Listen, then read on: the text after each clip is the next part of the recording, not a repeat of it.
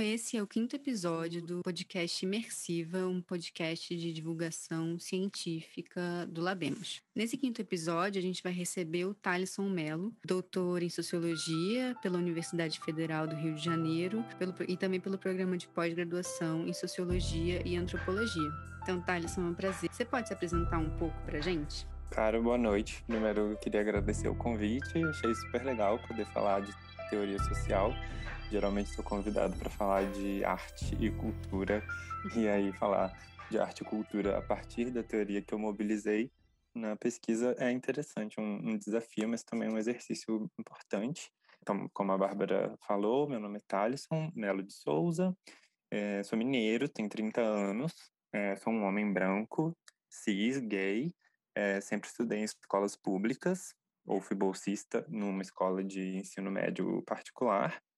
Acho importante essas informações porque é um lugar de fala que, de alguma maneira, eu entendo que tem uma relação com o que eu desenvolvi na minha trajetória acadêmica. E eu sou artista visual e designer gráfico. Também sou pesquisador dedicado às relações entre arte e outras coisas do mundo, assim, política, relações raciais, de gênero, sexualidade, filosofia, epistemologia, ou seja, artes e tretas, né, que eu geralmente eu gosto de definir. Eu fiz graduação no bacharelado interdisciplinar em artes e design na Universidade Federal de Juiz de Fora, onde eu fui bolsista do primeiro ao último dia de graduação.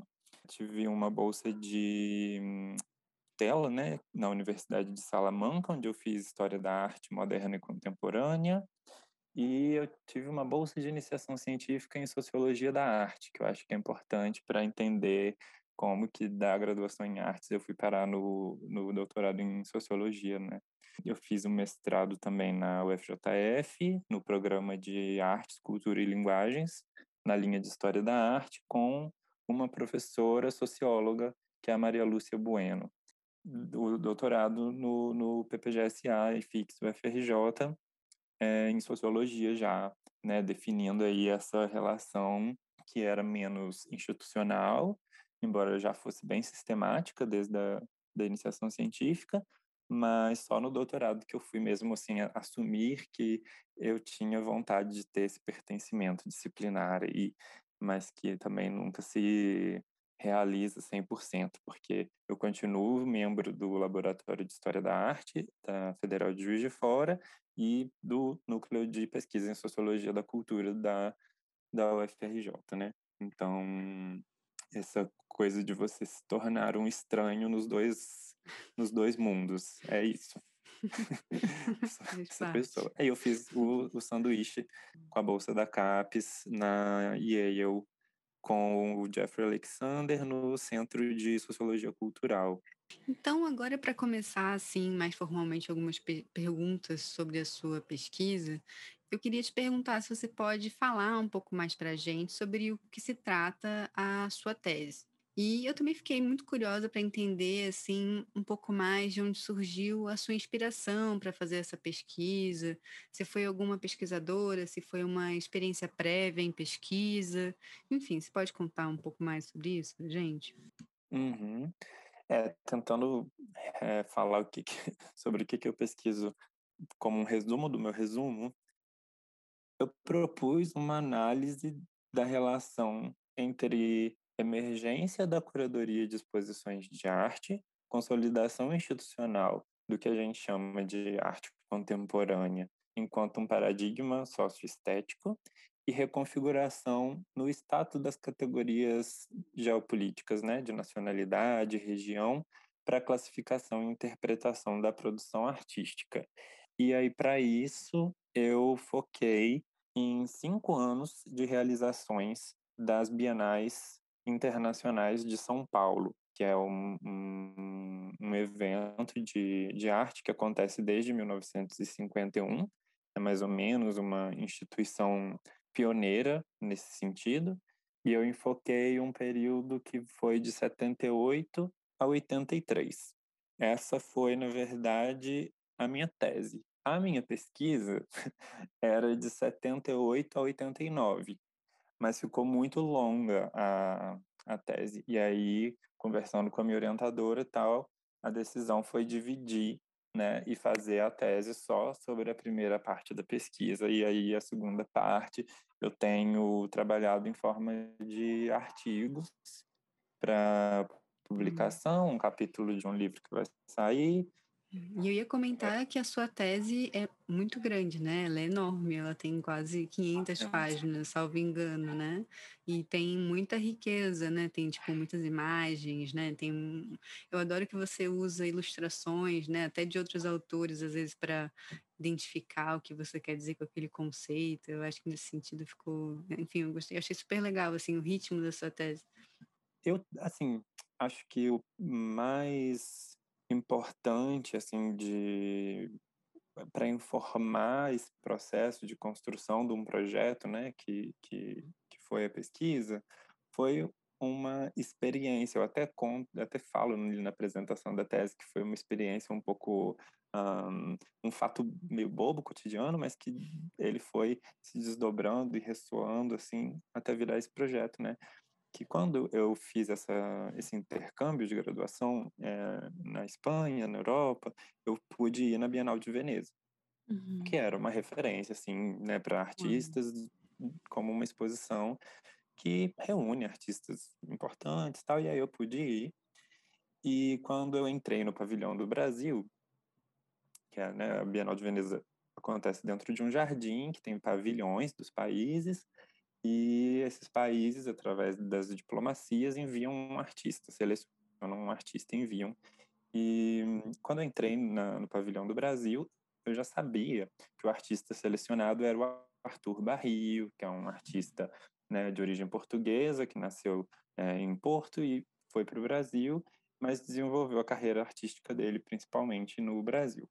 E ele tem, assim, para a história da arte brasileira, uma atuação muito circunscrita ao período da ditadura, porque ele tinha uma produção bastante engajada politicamente, é, bastante icônica assim para essa arte de guerrilha que Uhum. eram umas peças de carne ensanguentadas que ele embrulhava em jornal, em gaze e jogava no Rio Arruda, em Belo Horizonte.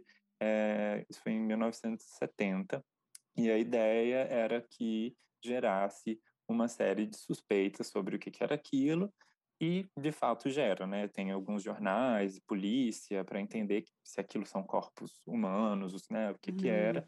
E é basicamente dentro de um evento, né? Que foi organizado pelo Frederico Moraes. E aí, a Bienal, a representação brasileira nessa Bienal de 2011, decidiu reconstituir algumas obras dele, mostrar Hum. registros dessas performances, dessas intervenções urbanas e alguns trabalhos recentes. E aí ele ficou alguns dias meio que residindo no pavilhão do Brasil e fazendo intervenções na parede e tal. E tem Nossa. uma materialidade escatológica, assim, com peixe podre e coisas assim. Então, na hora que eu entrei, eu senti um cheiro muito forte, tudo Hum. era meio desconstruído, digamos assim, em termos Hum. materiais. E passou um casal de franceses do meu lado e perguntaram assim um para o outro, não sei se eram franceses, mas um casal falando francês, Aham. é, se os artistas latino-americanos faziam arte contra a ditadura até hoje. E, bom, 2011 a gente estava gozando de plena democracia no Brasil, ou pelo menos, né, dentro de um espectro democrático bastante interessante. Me Uhum. parecia, assim, uma coisa muito disparatada, como que aquela escolha de uma pessoa da diplomacia ou do campo das artes para representar o Brasil em um evento dizia sobre a América Latina inteira, né? E aí eu Hum. comecei a querer pesquisar isso. E aí o meu mestrado foi sobre, eu queria entender quem eram as pessoas que escolhiam é, os artistas para as bienais de Veneza. E aí meu projeto de mestrado era pesquisar representações do Brasil na Bienal de Veneza. Na impossibilidade de fazer um mestrado com viagens para Veneza para fazer levantamento, pesquisa e tal, eu acabei com a minha orientadora na época, pensando que melhor seria entender a emergência dessa figura profissional, que é o curador, que é essa pessoa que seleciona artistas e obras para representar países ou um período da história, né, tipo presente ou uma versão expositiva de uma historiografia da arte. E aí minha dissertação foi sobre uma das primeiras pessoas chamadas curadoras de exposições no Brasil, que foi a Sheila Lerner, que curou a Bienal de São Paulo em Hum, 85 e 87. E aí eu já pegava esse hum. período da democratização. Ah, Então legal. ali eu já criei essas raízes de pesquisa nesse objeto, nessas questões, Sim. e um fio solto que ficou na minha dissertação era o status da nacionalidade, né, Hum, nesse processo inicial de globalização, né, dentro de uma literatura específica, né, dos anos 80, por que que a noção de país, nacionalidade ainda se mantinha? E aí meu projeto do doutorado foi tentando responder um pouco essas questões num escopo histórico um pouco mais ampliado, né, que em vez de pegar 2 anos de bienais, pegaria uma década inteira de bienais, considerando o processo de transição da ditadura para a democracia também de uma forma mais ampla, em vez de pegar o último ano de ditadura, né, e a primeira bienal feita no regime democrático, eu quis pegar de 78 a 89 e passar por todos esses essas implicações. Não existia, assim, nenhuma pesquisa anterior nesse sentido, mas a professora Gláucia, que foi minha orientadora no doutorado, ela publicou um texto em 2013 que se chama Arte e Geopolítica, numa revista internacional, que eu encontrei na época que eu estava escrevendo a dissertação. Não deu tempo de trazer aquilo para a dissertação, mas logo que eu concluí o mestrado, eu já comecei a entrar em contato com ela, falando que aquilo me parecia muito inspirador. E para fazer essa análise sobre arte geopolítica, ela mencionava algumas edições das Bienais de São Paulo que aconteceram nos anos 2000, e a partir da minha dissertação eu sabia que lá nos anos 80 esses problemas já vinham aparecendo, e a gente começou a trocar ideia, e isso redundou, assim, na minha entrada no PPG-SA e nessa pesquisa, nessa tese, tudo. Ah, legal. Então foi tudo bem complementar, né, essa trajetória literalmente foi bem, assim, caminhando para que você escrevesse essa tese no final, né, dá um pouco essa impressão, assim, você tem esse É, trabalhado, assim. é muito doido, porque, assim, fazendo essa narrativa, assim, né, fazendo essa ilusão biográfica, parece que foi tudo muito linear, mas foi tudo muito, assim, confuso, né? No momento que está Claro, acontecendo, são muitas escolhas, coisas que não sim. funcionam e que hum, Sim, sim. outras É. funcionam, mas Ah. no geral, assim, acabou dando essa linha muito coerente, talvez, assim, não sei. É, deu liga, assim, eu acho que é uma trajetória que deu liga, né. Mas tem trajetórias que são descontínuas que dão liga também, eu acho que a gente tem esse É, privilégio de poder olhar para trás e fazer alguma coisa com aquilo tudo que diz muito sobre a gente, né. Isso é uma uhum, coisa ótima. Então, é a partir disso, então, que você conta pra gente, eu gostaria de entender melhor um pouco também, do que foi o seu empreendimento mais metodológico durante a sua pesquisa, né. E eu li nas partes que eu li da sua tese, você fala sobre a sua ida a arquivos buscando informações envolvendo as bienais na década de 70, né. E uhum. você esteve nesses arquivos entre os anos de 2016 e 2019, né, salvo engano. E queria que você contasse um pouco dessa experiência pra gente, né, porque fazer pesquisa sociológica em arquivo também é uma história à parte, né. É, isso é engraçado, né, porque essa insistência no arquivo era uma questão que eu trazia para o doutorado de sociologia ali, para essa orientação com a Gláucia também, que era algo familiar para ela, porque a Gláucia faz uma pesquisa sobre, o concretismo no Rio de Janeiro, né, que é nos anos 50, então ela já faz essa sociologia histórica da arte e da cultura, mas a minha relação com o arquivo, a minha formação mesmo intelectual na pesquisa com arquivo, ela vinha da história da arte e da história intelectual. Então, eu não sabia como que sociólogos faziam pesquisa em arquivo. Assim, realmente não sabia. E, de fato, eu continuei sem saber. Assim, eu sei como eu fiz a pesquisa no arquivo, porque eu fiz como se eu não tivesse num programa de sociologia. Basicamente, eu tinha eu trabalhei num arquivo quando eu estava na graduação, no arquivo de um museu, que é o Museu Uhum. Murilo Mendes, que é um museu que tem um arquivo do Murilo Mendes, do escritor, poeta Murilo Hum. Mendes. E ali eu trabalhei num projeto de treinamento profissional com as cartas que o Murilo Mendes trocava com artistas visuais. E era basicamente um trabalho primário de transcrição para o banco de dados ali do museu e para a pesquisa de uma professora e tal.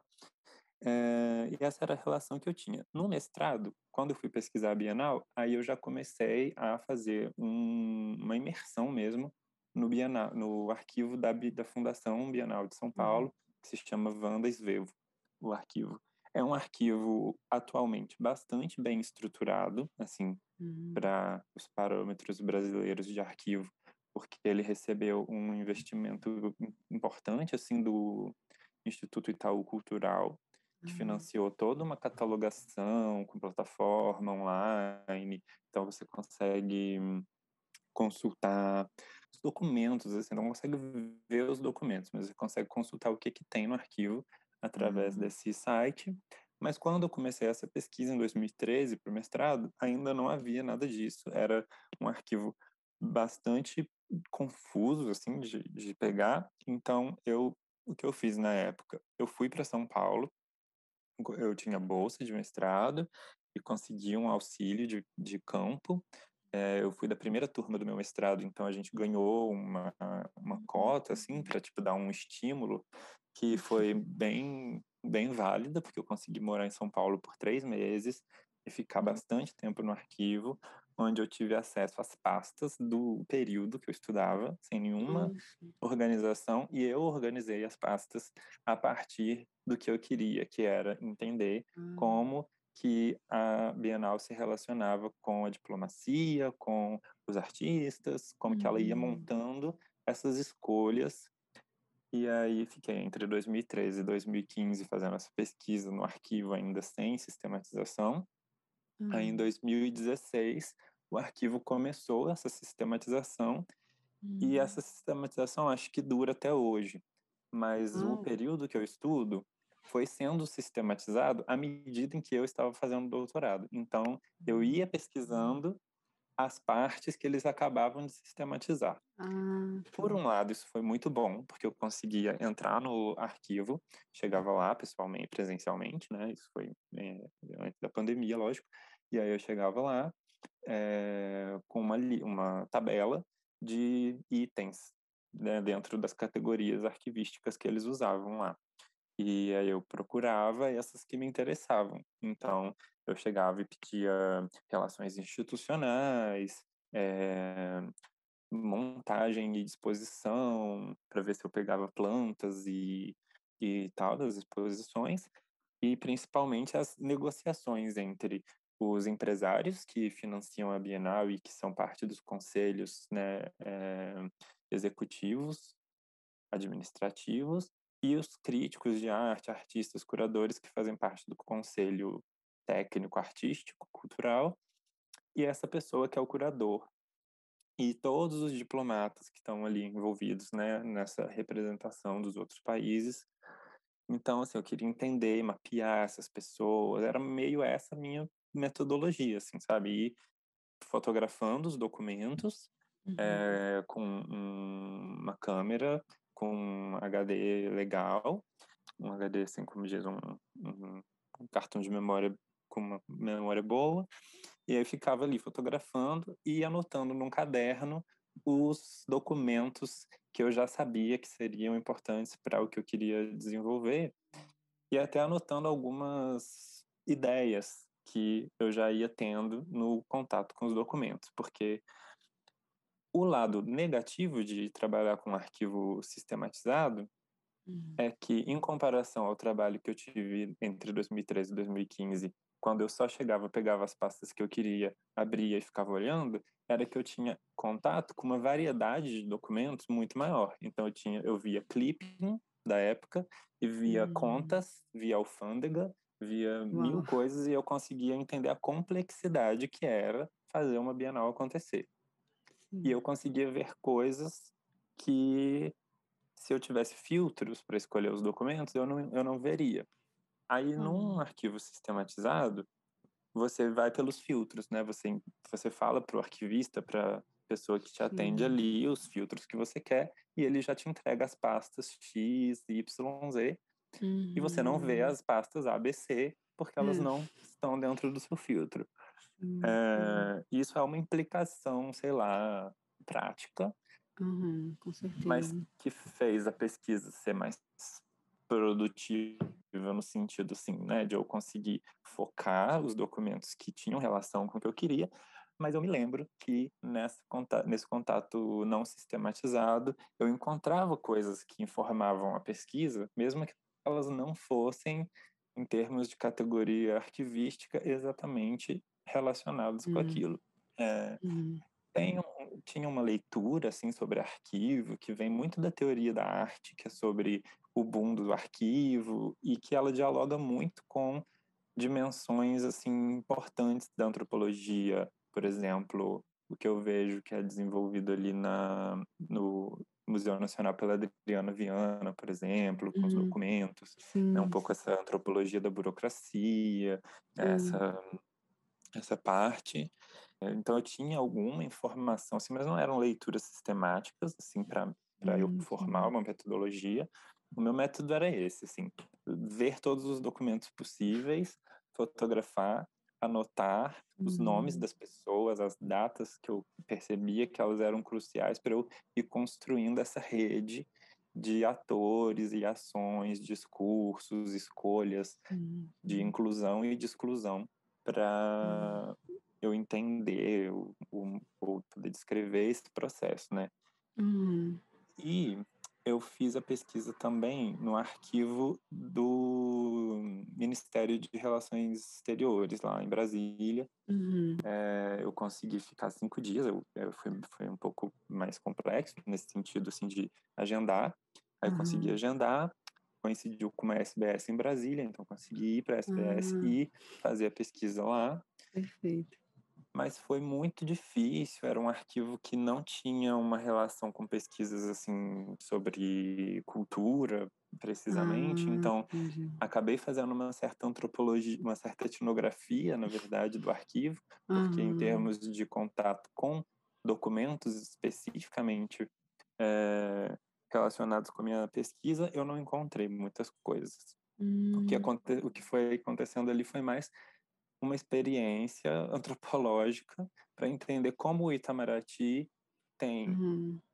a cultura, né, as ações culturais, num espectro de considerações ali que não é muito central. Então, em termos de Sim. arquivar os documentos que se tratam dessas ações, não é muito eficiente, assim, né? Aham. Porque eu não encontrava coisas da Bienal ali naquelas caixas, encontrava coisas assim de exposições do Brasil no exterior, mas em exposições de países estrangeiros no Brasil que foram mediadas pelo Itamaraty, não tinha Entendi. muitas informações. Aí eu conseguia ver que existiam essas relações, porque no arquivo da Bienal tinha vários documentos Hum. para o Itamaraty, menções ao Itamaraty, né?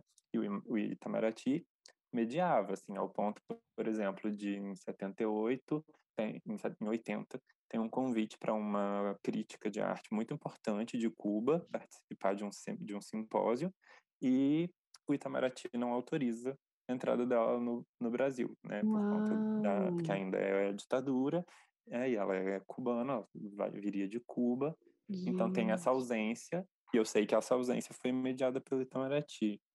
É interessante porque você, do jeito que você descreveu essas suas 2 experiências, me dá uma impressão, assim, que num primeiro momento você se depara com um arquivo organizado e tal, e então você tem uma possibilidade de talvez criar o seu modo, né, de uma forma muito qualitativa, eu diria, uma espécie de codificação desses documentos, né, você ia ali Uhum. detectando: "Ah, esses são atores, essas são instituições, essas são as políticas, essas são as percepções", né. Isso é super interessante, né, de se pensar, porque isso também pode ser feito em arquivo, né, porque acho que existem muitas abordagens, assim, que negam um pouco a possibilidade de que isso exista também em arquivo, né. Como você fala aí, tem essas Uhum. exceções que talvez sejam essas pessoas mais ligadas a uma antropologia da burocracia, mas é isso, não necessariamente, né, eu acho que outras áreas ainda podem, explorar de forma ainda mais rica esses arquivos, né, e certamente a gente Sim. encontraria coisas legais, né. Em alguns momentos, lendo os documentos no arquivo, quando você consegue encontrar uma cadeia de diálogo, tipo assim, as cartas de envio e resposta, digamos assim, né? E aí a resposta da resposta e a resposta da resposta da resposta. Quando você consegue acompanhar uma conversa, a sensação é de você estar infiltrado mesmo ali você tá assistindo a dinâmica funcionar, sabe. E aí eu Sim. lembro que eu tive uma aula no PPG-SA de metodologia, tipo, eu fui assistir uma disciplina do mestrado de metodologia, Uhum. um dia só, uma aula que foi com a professora Adriana Viana, porque ela ia falar exatamente da metodologia com Hum. os documentos. E uma coisa que ela falou e me chamou muita atenção, que era essa dimensão da materialidade dos documentos.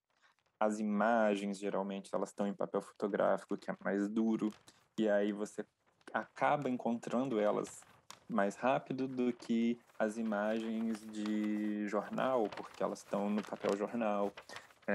Eu percebia que essa materialidade ela tinha uma agência até no sentido da ordem da sua leitura dos documentos, sabe? Ou então as imagens de fotografia boas, assim, de revelação mais cara, ficavam em saquinhos separados, e aí quando você abria a pasta, era a primeira coisa que vinha na sua mão, assim. Então aquilo ia já meio que informando um pouco, né? É quase como se o arquivista, na hora que ele decide a ordem das coisas, mas para além dele, a materialidade dos objetos do arquivo, elas tivessem uma agência sobre uma espécie de montagem fílmica da narrativa que você vai encontrar.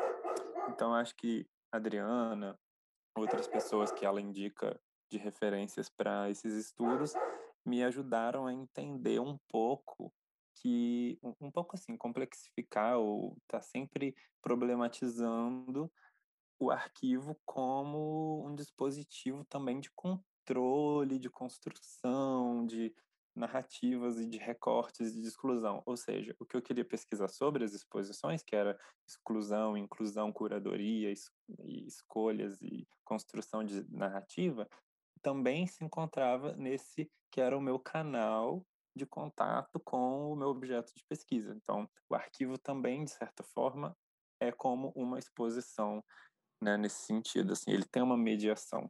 Eu acho que o arquivo também tem essa dimensão, novamente, eu não me lembro da autora desse livro, mas tem esse livro muito interessante para quem pesquisa com arquivo, seja de qual disciplina for, mas Uhum. basicamente ela vai dizer que o arquivo, de alguma forma, ele te encanta, e você Hum. começa a não saber parar, quando parar, em que ponto parar. E eu, Nossa. por exemplo, fiquei mestrado mais o doutorado inteiro, então foram 6 anos. E 2015, que foi o ano que eu não estava nem no mestrado nem no doutorado ali, que eu fui trabalhar Aham. no Museu de Arte Contemporânea do Chile, eu trabalhava no arquivo do Museu de Arte Contemporânea do Chile, né, como Uau. tradutor de documentos. Eu traduzi tudo do português sobre arte brasileira que tinha lá para o espanhol e Uhum. sistematizava. Então eu pude ver um pouco como o arquivo funcionava e acabei encontrando coisas sobre o Chile na Bienal de São Paulo, né? E aí acabei entendendo um pouco dessa armadilha sedutora do arquivo, de alguma forma, Uhum, assim, sabe? uhum. Porque você vai encontrando, assim, algumas minúcias. Às vezes você Aham, humaniza demais uma pessoa, um agente social que você está estudando, porque você aham. começa a ver o jeito dele falar. Às vezes uma pessoa um pouco dramática ou uma pessoa um pouco sarcástica, e você humaniza ao ponto que você vai se encantando, sabe? Então tem essa dimensão também dessa armadilha. E aí esse livro, que eu vou mandar o nome direitinho para você depois, para você Hum. talvez colocar e Eu coloco falar nas no referências. isso. Ele é importante para ajudar a entender essa dimensão psicológica subjetiva que existe nesse trabalho, que ela é também de um contato físico com essa coisa empoeirada, sabe? Sim, sim. Isso é muito verdadeiro também, né. Aos poucos eu também já fiz algumas pesquisas, assim, com outros pesquisadores em arquivo, e realmente é um negócio meio esquisito, assim, porque você fica também descobrindo pequenas parcelas Uhum, do que parece verdade, né. Então você lê o negócio e fala: "Ah, tá, então isso aqui parece que tem a ver com aquela linha que eu tinha pensado que parecia dizer alguma coisa sobre o que a gente está pesquisando". E aí só que são sempre meio parciais, né, você não encontra um documento que vai falar tudo aquilo que você está perguntando, né. É muito complexo nesse sentido, né, acho que sim. isso também fala um pouco sobre essa coisa meio obsessiva que talvez essa autora tenha É, usado. no meu caso, eu acho que teve, parcelas de obsessão, de sadismo, porque é cansativo, extenuante, existe um Imagino. sacrifício físico, assim, corporal, porque você tem uma postura ali que você fica implicado, você quer usar o máximo do horário que o arquivo te deixa Hum, ficar ali, então você às vezes vai almoçar à tarde, não vai tomar um café no meio da tarde para poder ficar hum, ali, contato com poeira é sem fim, eu sou uma pessoa alérgica, tenho rinite, tenho sinusite, tudo, hum, e tinha, né, todas essas consequências, hum. hã, mas eu ficava instigado, aí eu levava uma mascarazinha igual essa que a gente usa atualmente Aham. para se proteger do coronavírus, eu levava para me proteger da poeira do arquivo, ficava ali fotografando, Hum. anotando, o tempo passava bem rápido, era cansativo. Depois também tem o processo de sistematizar, de analisar os documentos novamente e ir, Hum, né, pegando as datas certinho, a referência que você vai colocar no hum. texto, né, de qual o número do documento e tal. E é um trabalho bem pesado. É Assim, tem que pesado querer, mesmo. acho que essa obsessão, de certa forma, ela anima a pesquisa a ter fôlego.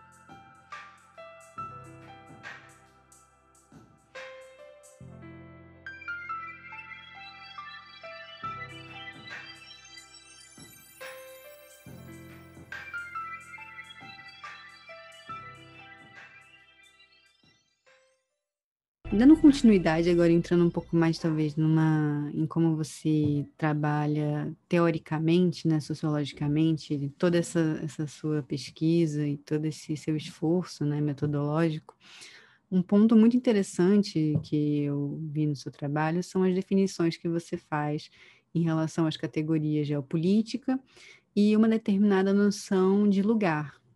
E o que mais me chama atenção no seu trabalho é que ele é muito baseado nessa noção de movimento, né, de negociação, e ao trazer essa concepção de nó, que eu queria que você falasse um pouco mais pra gente, você também consegue delinear esse lugar como continuamente em movimento, né. Então eu queria que você contasse pra gente um pouco mais sobre como essa construção se relaciona com aquilo que você chamou de globalização da arte moderna. Sim, essa pergunta é muito interessante porque ela me fez perceber que eu não havia articulado na minha cabeça o que eu trabalhei como conceito de geopolítica, ou de categorias geopolíticas, com o que eu trabalhei como o conceito de lugares, nós, é, emaranhados ou redes, movimento, interações, transições, né, que está no título da tese, transações, transições, e, e realmente elas estão bastante conjugadas. Eu percebia que eu estudava uma exposição e uma fundação, que é uma instituição, que realiza essa exposição toda dentro de um lugar, que é o Pavilhão Bienal, que está dentro do Parque do Ibirapuera, na cidade de São Paulo, no estado de São Paulo, sudeste do Brasil, América do Sul, América Latina, Hemisfério Sul, Terceiro Mundo, né? Todas essas categorias geopolíticas, assim, que vão entrando.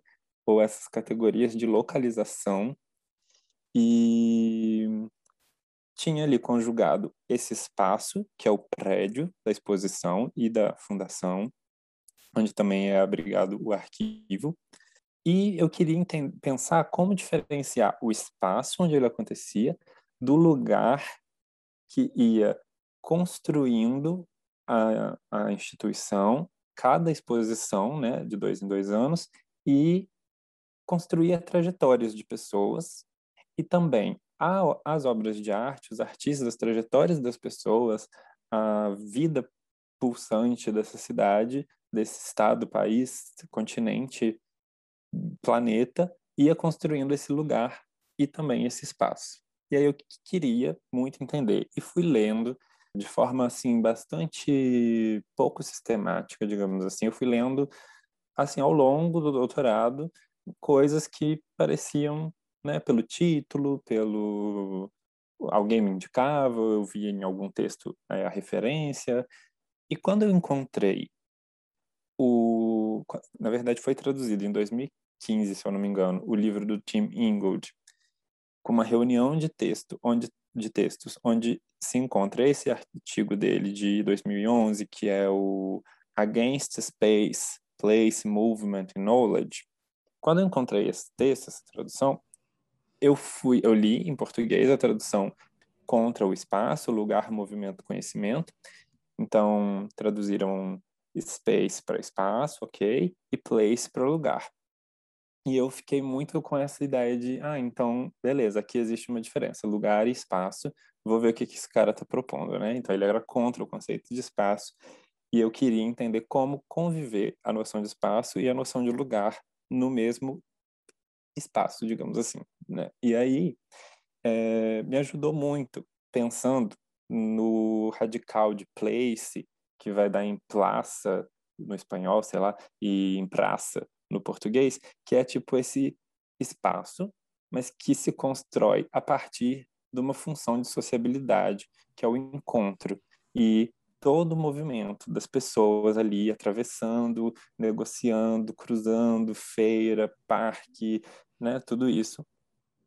E isso também tinha uma relação com as exposições, né? Porque tem toda uma historiografia das exposições de arte, também na sociologia, principalmente através do Simmel, do Georg Simmel, uma contribuição para pensar como essas exposições de arte, elas meio que têm a sua origem nas feiras da idade do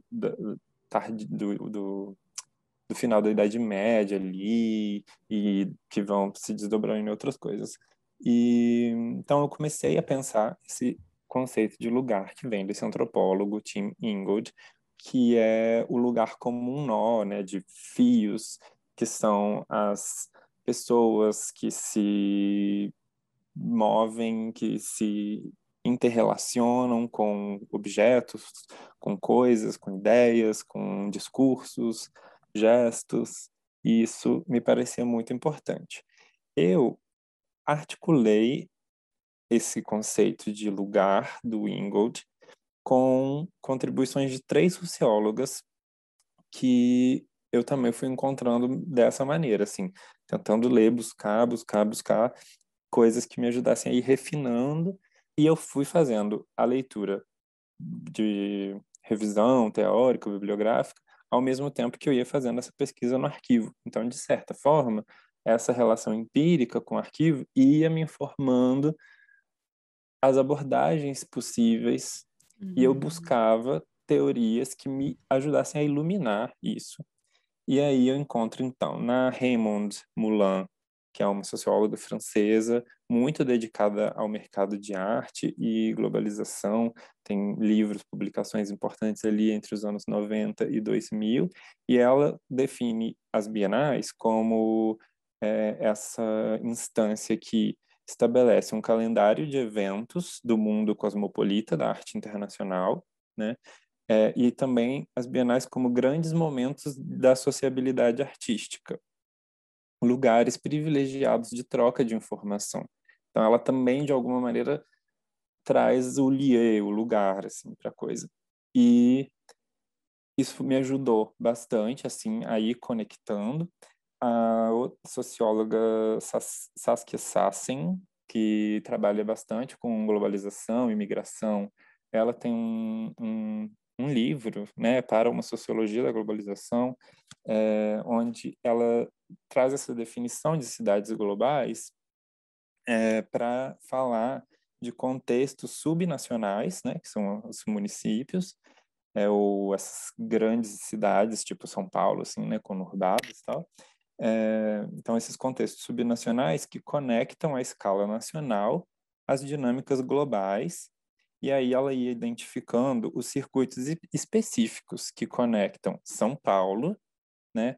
Então, São Paulo tem circuitos específicos de conexão com a dinâmica global, e são circuitos diferentes dos que conectam, sei lá, Frankfurt, Mumbai, Joanesburgo, Tóquio, Paris e Miami ao circuito internacional. Então, de certa forma, você entende uma articulação com o global, mas também as peculiaridades da maneira como a cidade conecta o país nessa trama.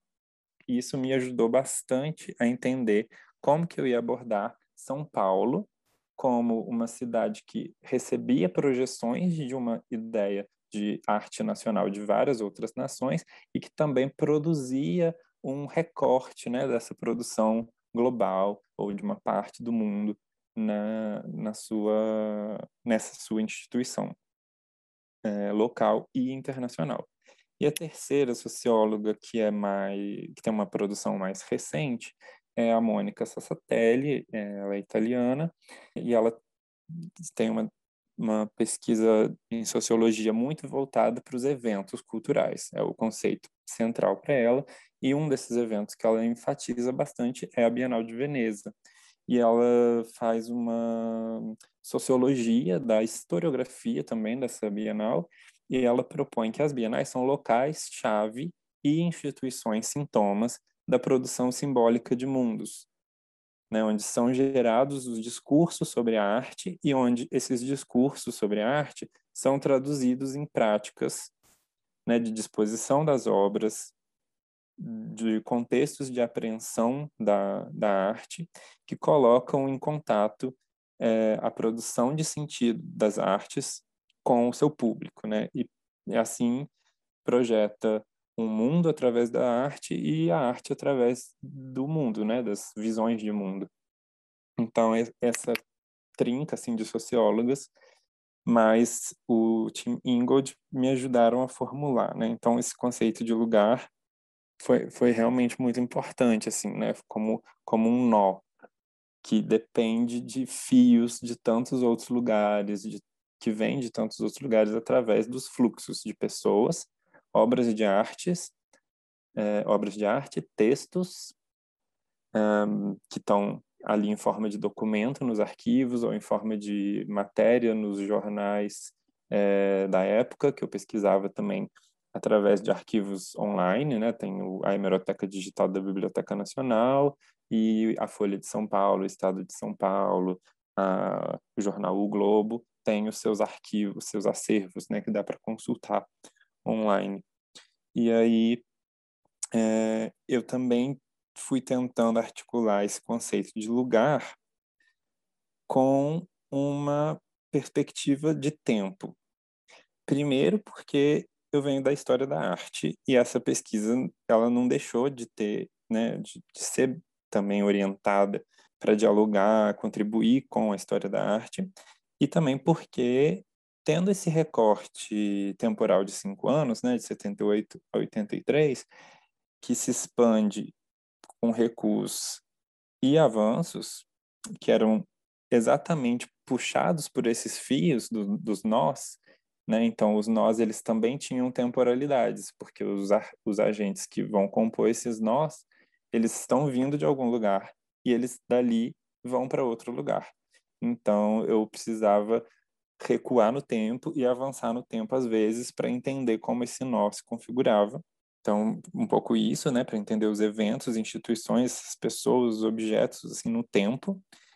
E porque tem uma agenda também muito candente de pesquisa no campo da história da arte, que se chama História Global da Arte, Uma dessas pesquisadoras assim mais profícuas é a Beatrice Joyaux-Prunel. Ela era diretora do Departamento de História da Arte da École Normale Supérieure de Paris, e agora ela é coordenadora em Grenoble de um centro de humanidades digitais. E em 2017 eu comecei a colaborar com ela num projeto que se chama Basart Atlas, que é uma base de dados sobre circulação de obras de arte e artistas através de exposições de arte. Então, de certa forma, essa perspectiva da história da arte também, que é, né, digamos, dos anos 2010 para cá, vem se consolidando institucionalmente, assim, com congressos, um número de publicações também me informou muito, né? E ela também está cravada, assim, de uma construção de abordagem da temporalidade, que está atrelada aos lugares, esses nós de eventos, né? Que são as exposições. Então, tudo isso está ali, né? Compondo. E essa concatenação de conceitos que às vezes podem ser contraditórios até, dependendo do sociólogo que eu estou articulando, eu fui fazendo de uma forma assim mais, digamos, até funcional. Esse conceito me ajuda a olhar essa camada e eu vou olhar para essa camada. Eu não quero saber se esses dois sociólogos não se entendem, se eles não concordam um com o outro, porque eu acho que cada um vai conseguir aprender um aspecto do seu fenômeno de interesse. E ninguém vai esgotar nada, eu tampouco. Então eu vou pegar todo mundo, vou fazer esse samba legal aqui e vou ver no que dá. Eu espero conseguir amparar todas essas concatenações com a base empírica da pesquisa, com esses documentos, essas dinâmicas entre as pessoas, as obras, os discursos que eu estou analisando. Então, tem essa trinca, né, de antropólogos que tem contribuições importantes para pensar talvez uma antropologia do tempo, o Alfred Gell com a antropologia do tempo, que é um livro difícil um pouco assim de abstrair de fato o que é essa antropologia do tempo, mas o Tim Ingold com aquela mediação ali do debate, acho que é de 96 ou 93, não sei, é, com vários antropólogos que ele propõe, né, o tema ali a partir do livro do David Lowenthal, que é um historiador que traz para o campo dos estudos historiográficos essa imagem literária que eu acho muito bonita e potente assim para problematizações que eu trago na apresentação da tese, que é o passado é um país estrangeiro. Então, de novo, articulando tempo e espaço, tempo e categoria geopolítica, né? O país, assim, É e forte, né? fronteiras também, né? Então, é Hum. forte e muito poética, mas é um historiador, né, que traz essa frase, é a primeira frase de um livro, de um romance, eu não me lembro agora, mas o Tim Ingold traz esse historiador para debater com os antropólogos, assim, então tem esse registro, né, da discussão, é muito interessante, me informou bastante a pesquisa da tese, e o Marshall Salins com, né, essa elaboração teórica mesmo de eventos e estruturas, acho que me ajudou muito a pensar a estrutura da Bienal, que é essa nossa uma das poucas instituições culturais no Brasil que tem uma longa vida, né? Ela tem uma atuação contínua desde 51 até hoje. Pensar cada Bienal como um evento dentro dessa estrutura bienal, mas também dentro dessas estruturas São Paulo, Brasil, América Latina, né, e sistema global da arte. Foi muito importante para mim, também através da leitura que o François Hartog faz do Salins, né, dialogando ali com o Reinhard Koselleck também, tem outras contribuições que vêm ali do Norbert Elias, o Simmel também, que eu li bastante para a tese, porque o Simmel tem contribuições sobre exposições, né? A Glaucia organizou, o Arthur Bueno também organizou um livro sobre ensaios estéticos sociológicos do Simmel, onde ele fala de exposições de arte, de molduras das pinturas, de uma série de contribuições assim para pensar uma sociologia da arte e pensar até uma etnografia dos espaços, da circulação, da experiência do público com as obras e tudo, né? Então, e ele fala muito da temporalidade das exposições, né? Essa sensação de aceleração do tempo, cada vez mais exposições, cada vez mais obras, você nunca dá conta da experiência, de tudo aquilo que você pode fruir, né? Então, acho que lugar, tempo estão juntos na formação desse nó através dos movimentos, das interações entre as pessoas e as coisas. Certo, não, eu achei realmente muito legal essa não conhecia, assim, você trouxe muitos autores, inclusive eu ia te pedir para você depois talvez mandar alguns que você acha essenciais, assim, que aí eu Uhum. coloco lá na descrição do podcast, acho que vai ficar legal, assim, pra galera Massa, com acompanhar um certeza. pouquinho, assim. E eu ia comentar rapidamente que a cada conversa que eu tenho sobre Zimmel, eu descubro um novo tema de pesquisa que São ele vários teve, símios, assim, é um né? negócio é impressionante, cara. O Você cara começa até a desconfiar se não dominava, eram né. várias pessoas que tinham um pseudônimo, mas realmente é, o Gente, Simmel era o Simmel mesmo e ele escreveu muita coisa sobre muitas coisas. gente, Uhum. maravilhoso. Queria ter tempo para isso também hoje em dia, né. Mas acho que fala um pouco É, sobre essa eu, aceleração, né, que eu ele escrevi um artigo sobre os ensaios do Simmel sobre exposições de arte e exposições de indústria, que são tipo essas feiras de automóvel que existe hoje em dia, uhum, sabe? E o aham. Simmel tem esses dois ensaios, um de 90 e um de 96. São muito bons, muito, muito bons mesmo. Eu publiquei Ah, esse artigo na revista Novos Rumos Sociológicos da Federal de ah, Pelotas. legal. E na tese eu trago um pouco do Simmel, mas acabei Uhum, não focando muito, sim. porque é outro tempo, assim, né? Aham, Mas tem aham. contribuições simelianas ali, na minha perspectiva, sim. Acho que também tem um outro conceito bem central aí na sua análise, que é o de mediação cultural, né? Que você mobiliza basicamente ali duas dimensões de análise, né? O de propostas de análise, né, na verdade. Uma da sociologia pragmática, talvez mais francesa, né? E um outro de uma sociologia cultural, né? E eu queria que você contasse um pouco para a gente sobre a importância desse conceito, né, dessa chave analítica para a sua relação com os seus dados, de pesquisa, né, com os seus dados dos arquivos. Sim, sim, é um conceito muito importante mesmo, assim como eu contei essa trajetória aí com a pesquisa, né, estudando curadoria, querendo entender quem escolhe, quem exclui, quem constrói os textos, né, para amparar as escolhas e construir sentido a partir das escolhas.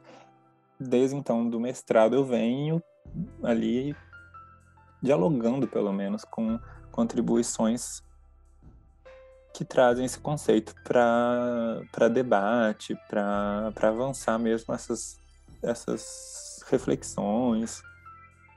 Tem um sociólogo francês muito importante para os estudos de mediação, que é o Antoine Rignon, mas os estudos dele são mais focados em mediação no campo da música, com Hum. concertos, óperas, shows, né, e Ele é da tudo. pragmática do gosto, né? Isso, exatamente.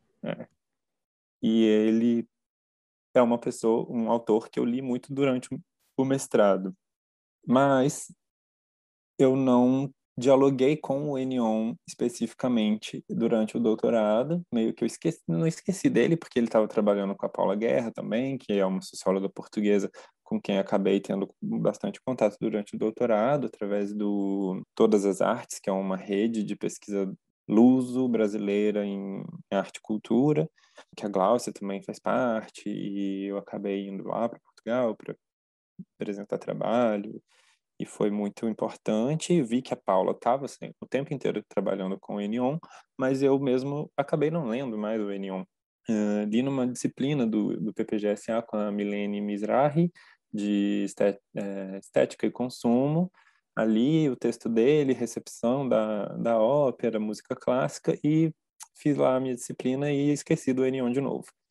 Então, estou aqui dando os créditos ao Enion, que acho que é um nome muito importante para mediação, mas eu não coloquei o Enion na minha conversa.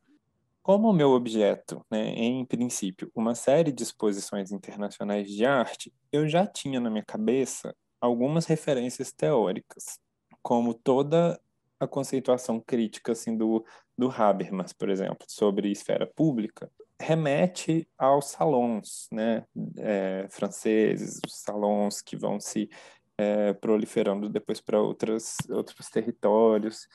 E aí eu fui encontrando sociólogos que revisitavam o conceito de esfera pública, atentos, mais atentos às camadas estéticas ou culturais do que eles definiam ou problematizavam como uma esfera pública estética ou uma esfera pública cultural, né? Vou citar dois assim que são centrais, que é o McGuigan, que é inglês, e o Ronald Jacobs, que é estadunidense.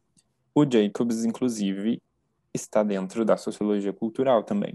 Esse referencial dessa minha biblioteca mental, então, está cruzado com uma história das exposições que vem do campo da história da arte, do campo da história da arte numa configuração recente que vem ali dos anos 90, meados dos anos 90, 94, é a primeira grande publicação nesse campo de história das exposições e que já vai puxando esses fios, né, de uma história dos espaços de apresentação da arte, lá dos mercados e feiras da Idade Média, como eu falei, passa pelos esses espaços domésticos, meio públicos, que são ali no período do Iluminismo, essas Wunderkammer da Alemanha ali iluminista, gabinetes de curiosidade, sabe? Uhum.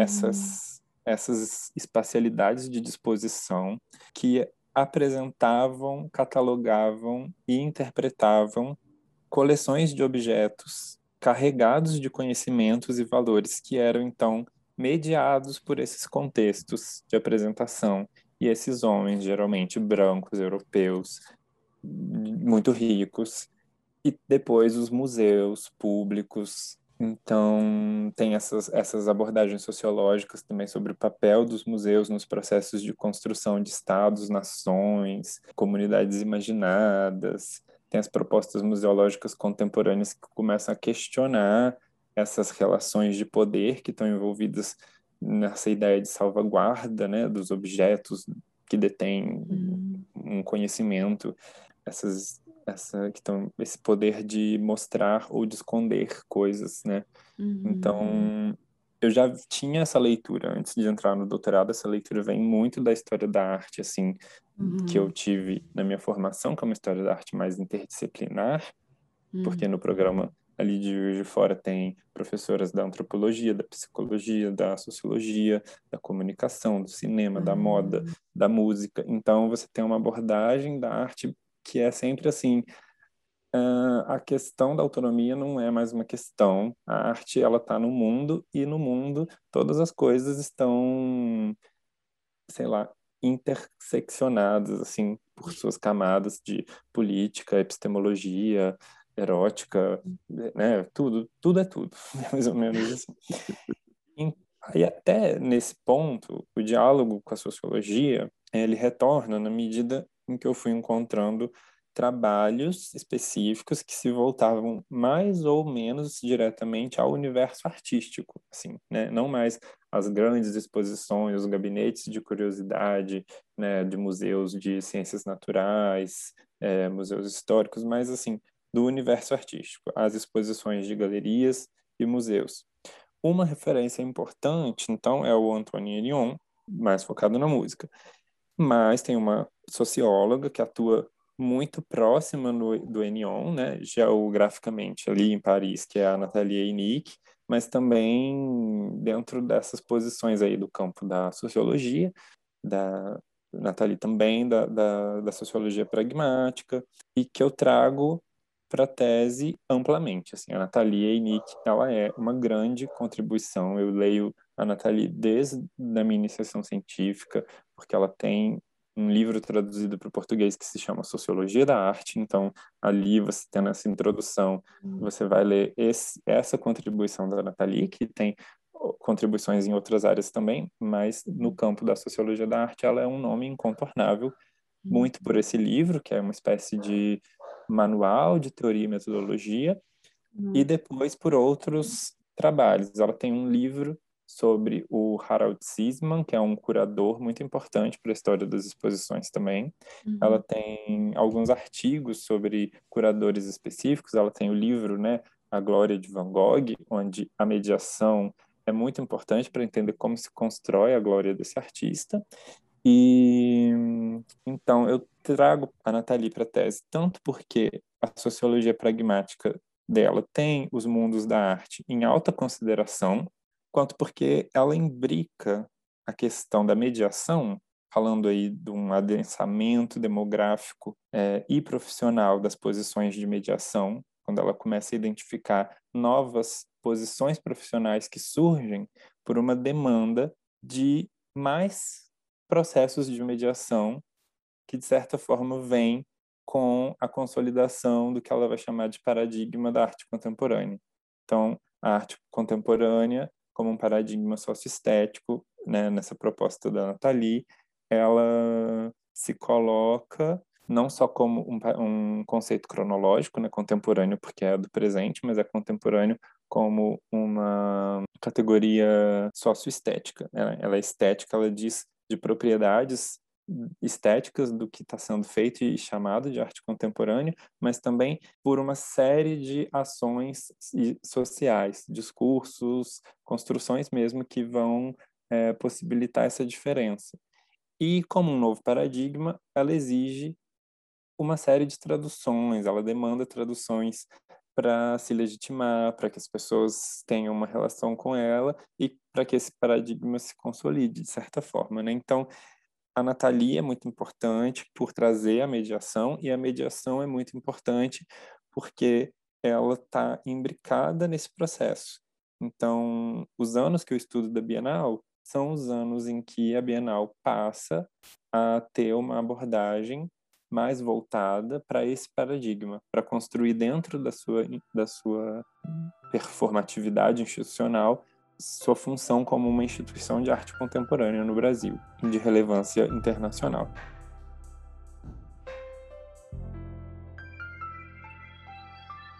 A sociologia cultural, então, né, falando da Nathalie ali, para pegar o que você puxou da sociologia pragmática francesa e da sociologia cultural, que talvez seja uma sociologia pragmática estadunidense, eu não sei dizer, realmente não sei. Talvez, Eu mas eu não, acho eu que é não, uma eu não, polêmica. é uma polêmica. Muitas polêmicas, mas eu não entro nas polêmicas no sentido, assim, de me posicionar nas polêmicas. Geralmente eu gosto das polêmicas, mas eu fico mais assim, tipo, acho que todo mundo contribui para ver alguma coisa nas coisas, assim, e é isso que eu vou focar. Então, da sociologia cultural, entra na minha tese por dois motivos centrais. Primeiro, porque quando eu li pela primeira vez um texto né, um dos maiores representantes ali dessa sociologia cultural, que é o Jeffrey Alexander, né, o livro dele de 2013, Performance e Poder. Na disciplina que eu fiz no doutorado de Teoria Sociológica 3, né, Teoria Sociológica Contemporânea, eu me senti muito em companhia quando eu li esse livro, porque tem um capítulo em que ele foca um crítico de arquitetura do New York Times e vai ali fazendo uma análise de toda uma performance social em torno de um processo de patrimonialização de um edifício abandonado que estava em risco de ser demolido, e esse crítico de arquitetura, através dos seus textos, através de uma série de ações, ele consegue fazer com que esse prédio seja patrimonializado, né, tombado, e hoje ele é uma galeria de arte importante, bastante importante, e o prédio, seu estilo arquitetônico também passa a ter uma relevância, né, para a história da arquitetura, para aquela cidade específica onde ele está. E aí o Jeffrey faz essa análise desse caso, e depois ele faz, no último capítulo desse livro, uma análise do papel da crítica na fusão das performances sociais, né? Dessa parte aí da conceitualização que ele propõe. Ali eu vi que dava para eu dialogar com esse autor, assim, falei, nossa, é uma pessoa que tem toda uma contribuição sobre a teoria sociológica em geral, e ele está aqui tomando um objeto que é tão afim ao meu objeto, como um objeto para um capítulo, né, do seu livro. Então, ali ficou muito nítido para mim, né, nesse livro do Alexander, que já vim, né, então eu já vinha pesquisando crítica de arte desde o mestrado, né, porque essas pessoas que são os curadores eram críticos de arte, atuavam como críticos de arte ou historiadores da arte, escrevendo em jornais, ou seja, como críticos de arte, e o que o Alexander queria dizer com aqueles conceitos que ele define nesse livro, né, de poder interpretativo, poder de mise-en-scène, acesso aos meios materiais da performance como elementos necessários para o que ele chama de fusão ou não fusão da performance. Então, ali eu entendi, assim, porque tinha muito diálogo com o meu objeto. Era como se eu estivesse vendo coisas na minha análise ali das exposições, e quando eu li esses conceitos, poder interpretativo, deu um adjetivo para o poder que eu percebia que eles tinham. Era um poder de interpretar, ou de fazer a sua interpretação ter uma penetração, uma abrangência, ser lida e ir construindo um sentido coletivo. E o poder de mise-en-scène, que fazia muito sentido na medida em que eu ia pegando esses agentes que eram intérpretes, eles escreviam, e de repente eles passam a ter o poder de escolher física, materialmente, as obras que vão estar ou não nos espaços expositivos e que vão construir os catálogos. E esses catálogos são a fonte da historiografia. Então, o que a gente sabe, por exemplo, né, na historiografia mais ampla e canônica da arte brasileira dos anos 80, é muito via catálogos de exposições. Então, a exposição ela tem esse efeito evento ali no presente em que ela está acontecendo e esse efeito de construção da escrita da história da arte através dos catálogos. Então, o poder interpretativo, o poder de mise-en-scène me ajudava muito a pensar de forma mais adjetivada que tipo de poder esses agentes estavam construindo e mobilizando nessas ações, né? Eu acabei fazendo o sanduíche do doutorado com o Jeffrey Alexander na Yale e foi muito bom, assim, tanto para eu aprofundar isso, né, essa perspectiva da sociologia cultural e esses conceitos, quanto para eu identificar os limites desse conceito, né, em geral, e para minha abordagem especificamente. Mas, de fato, esses conceitos de poder de mise-en-scène e poder interpretativo, eles estão ali na tese, né, quando eu abordo agentes sociais específicos. O segundo ponto da minha aproximação com a sociologia cultural foi porque eu li, antes de ir para Yale, assim, né, eu já tinha conversado com o Alexander, ele já tinha feito o convite, né, disse que estaria disponível a me ajudar com a documentação e tudo para eu poder realizar esse estágio de pesquisa lá com ele. Eu li uma entrevista que ele deu para o Antônio Brasil e mais outros pesquisadores aqui brasileiros, na qual ele traz uma afirmação muito interessante quando essa polêmica é abordada, né? Essa polêmica entre Bourdieu, sociologia da cultura, escola de Frankfurt, escola de Birmingham e a sociologia cultural. O Alexander faz uma frase, assim, uma imagem, eu gosto muito dessas metáforas que os sociólogos fazem.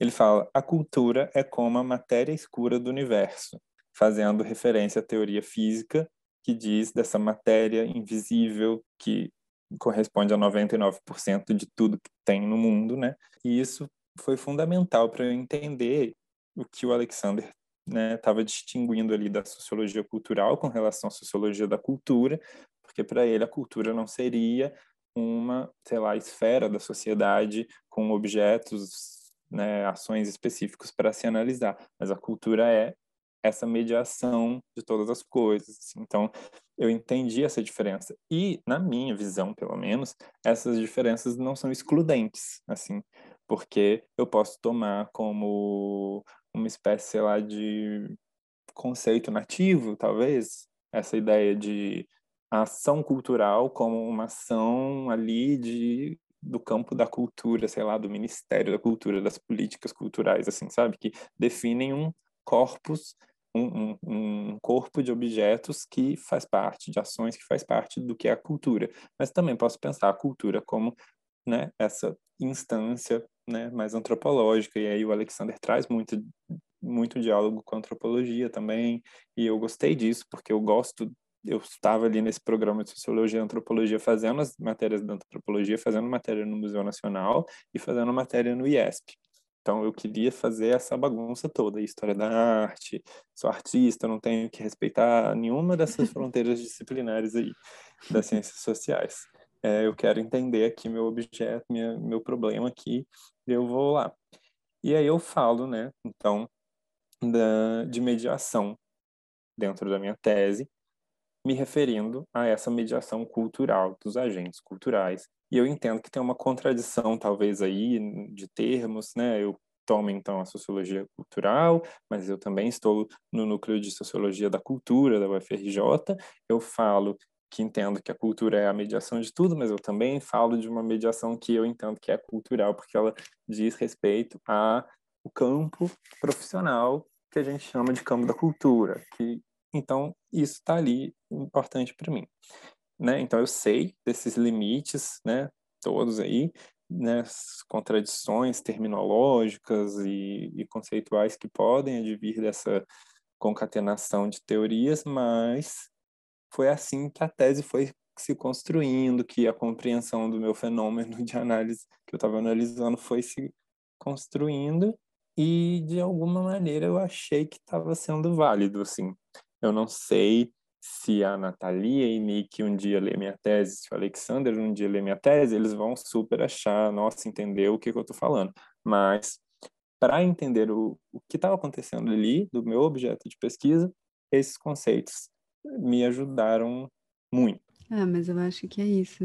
Eu gosto muito dessa sua interpretação de o que é, afinal de contas, escolher uma bibliografia, né? Porque tem um aspecto muito pragmático mesmo, né? De que você se depara com um monte de questões e realmente tem um elemento de você ir, assim, quase que catando referências bibliográficas, né? Tipo, aí alguém te fala assim, poxa, fulano já falou sobre isso, fulana falou sobre isso, não é exatamente isso, mas é algo parecido com isso. E aí você começa meio que é uma coisa meio obsessiva também, né? Acho que a profissão acadêmica tem um certo grau de obsessão, né? Você precisa ter uma leve obsessão para conseguir ser acadêmico. Então, e aí você vai, e eu acho bonito isso, assim, sabe? Eu acho que você tem essa abertura, é algo super interessante, assim. E acho que eu me Uhum. identifiquei um pouco com essa sua perspectiva, assim, Muitas sabe? pessoas se identificam. Até É, pessoas que eu cara. não espero que se identifiquem, pessoas que eu vejo assim, não, esse é o Bourdieu de 2021 no Brasil, esse é o Giddens de 2019 da Argentina. E aí, quando eu vou conversar com a pessoa, eu vejo que a pessoa, ela também tá ali, tipo, não, assumi essa perspectiva aqui nos meus artigos e tal, mas eu vejo que tem coisas válidas do outro. Aham. Mas já que a gente tocou nesse assunto de metodologia de novo, sim, mas mais especificamente, a bibliografia, no levantamento bibliográfico de referencial teórico como parte da metodologia, para mim, Uhum. o Howard Becker me ajudou muito Uhum. naquele dois livros que ele tem da Zahar, que eu acho que foi a Karina Kuchinir até que, É, que né, editor, né? que editou, é É. o Truques da Escrita, que é Ah, muito isso é bom pela escrita e maravilhoso. tal, e não sei se é estratégias da pesquisa, acho que talvez seja Ah, estratégias da pesquisa ou aham, segredos da pesquisa, eu não lembro, é um nome assim aham, da aham, vibe do Truques da Escrita, mas esse da pesquisa aham. mais do que da escrita me ajudou, e especificamente pelo último capítulo que se chama A Obsessão com a Bibliografia. E aí ele conta exatamente dessas pessoas que ficam numa busca interminável de bibliografia, referencial teórico, porque não é uma questão de quantidade. Cada autor que você lê, ele vai mudar a sua perspectiva, sabe? É. Eu sempre fico, quando eu vejo assim discussões sobre referencial teórico, eu lembro Aham. de um texto do Paul Cézanne, do pintor cubista, Uhum. né? Um pintor que é importante para o cubismo, o Paul Cézanne, que ele fala de ficar anos trabalhando no ateliê, pintando, fazendo estudos ali, antes de expor. Uhum. E expor a sua pintura, porque ele entendia ali, quase que já propondo mesmo a perspectiva do cubismo, que é, dependendo do ângulo que eu olho, a minha pintura ela vai ser diferente, mas vai ser uma maçã num cesto. Umas coisas assim que eu acho que eu fico olhando, sabe? Então tá bom, você vai fazer aqui pelo gosto, pelo hábitos, eu vou fazer Hum. aqui pelo Howard Becker, sei lá, essa coisa de ter autores que são meio que se espelhem, mas que na minha Uhum. visão também podem se complementar, já foi um problema na minha dissertação. A minha dissertação, eu trazia muito diálogo entre o Becker, Mundos da Uhum. Arte, e o Bourdieu, Campos da Arte. Então eu comecei a Ah. usar universo artístico, assim, para tentar evitar Aham. dizer que eu estou usando o campo da arte ou mundos da arte, É. e eu trago os dois, entendendo que o Bourdieu fala mais das disputas dentro do Uhum. campo, das posições dentro Uhum. do campo, e o Howard Becker fala mais das redes de cooperação, dos Uhum. agentes, das construções de fronteiras, e que não são excludentes, assim, eu achava Uhum. que dava para combinar, porque como eu ao mesmo tempo que tudo isso que eu falei que eu fiz de pesquisa, eu fiz também meu trabalho artístico, né? Uhum. Expondo minhas obras e tal. E eu via que, assim, tem disputas, claro, mas também tem muitas cooperações, muitas Sim, pessoas sim. colaborando, trabalhando juntas, assim. Aham. Né? E que o cara que faz prego, ele também é muito importante para que seu quadro fique na parede. Então, o Howard Becker chamava atenção para isso. E o Bourdieu Sim. chamava atenção para coisas também muito importantes. E eu Uhum. via que tudo era válido, assim. Então, acho que a Aham. empiria, ela é muito importante para você, sei lá, talvez desmistificar essas Uhum. visões excludentes. Mas eu acho que pode ser um problema isso que eu tô falando. Talvez, assim, no sentido meio anárquico da minha fala. Mas é isso. Vou Mas encampar minha é isso, vamos posição preservar a epistemológica. anarquia. E aí, continuando um pouco, né, nesse papo sobre mediação, um dos elementos mais importantes também da sua tese é essa questão da curadoria, né, e tal. E em um dos capítulos, né, no seu capítulo 5 você fala especificamente do Walter Zanini, que foi curador da Uhum. Bienal de São Paulo durante 2 anos, né, salvo engano. E eu queria É, sim. entender como que foi essa elaboração de análise de trajetória, né? Porque você dedica um capítulo inteiro a isso. Embora você já tenha falado que tem essa certa influência do Jeffrey Alexander aí, né? Mas eu também queria Uhum. entender que você falasse realmente um pouco mais sobre essa análise que você faz. É interessante essa coisa da análise de trajetórias, porque a minha relação com a análise de trajetória vem do Bourdieu, vem lá da graduação de ler, né, o exercício de autoanálise, o ensaio de autoanálise, agora eu não lembro exatamente o título, né, do Bourdieu. Foi muito importante para eu fazer uma autoanálise sociológica também da minha trajetória, assim, né, de onde eu vim, assim, em termos até mais de classe e região, e como que eu pude ter bolsas, né, reúne basicamente. Em 2009 que eu entrei na universidade, tive bolsa sempre, pesquisa, congresso, viagem, organização de evento, assim, né? Tinha uma grana também rolando ali dentro da universidade e eu vivi dela e acho que isso me informava bastante. Quando eu lia Bourdieu, né, em disciplinas lá da graduação, sociologia da arte, sociologia da moda, antropologia dos estilos de vida, que são matérias lá da graduação em artes, né, que eu fiz. É, tive bastante essa abordagem do Bourdieu. Quando eu fui para o mestrado e acabei escolhendo estudar uma curadora, que é a Sheila Lerner, eu fiz uma análise de trajetória dela também. Um capítulo da minha dissertação é baseado um pouco nessa trajetória dela. Na tese eu faço análise de trajetória de duas pessoas, o Zanini e a Araci Amaral. O quarto capítulo eu falo da Araci não com a extensão do Zanini, porque a Araci, ela foi uma curadora nomeada de uma Bienal latino-americana que não aconteceu, que foi cancelada. Então, eu não estendo tanto porque eu abordo mais os outros agentes que estão envolvidos nesse cancelamento, antes da cultura do cancelamento, mas o, assim, O verdadeiro o cancelamento, verdadeiro talvez. cancelamento, que é o evento não acontecer. E aí a Aracy, eu dedico a ela, assim, algumas páginas de um capítulo, consideráveis, assim, porque acho que tem ali dados que eu trago do arquivo da Aracy, arquivo pessoal da Aracy Amaral, que ela doou para o IEB da USP, o Instituto de Estudos Brasileiros. Eu fiz pesquisa lá também, esqueci de falar.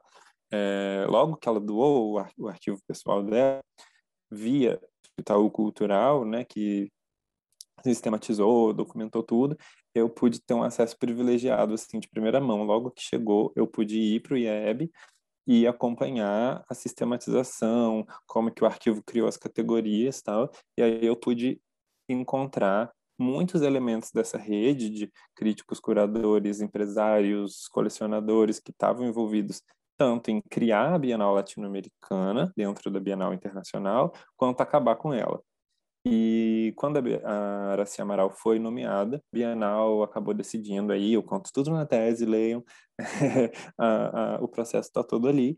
Ela não faz, né, a curadoria dela, mas depois ela vai ser curadora mesmo e vai organizar várias exposições muito importantes, à mão do povo brasileiro, assim.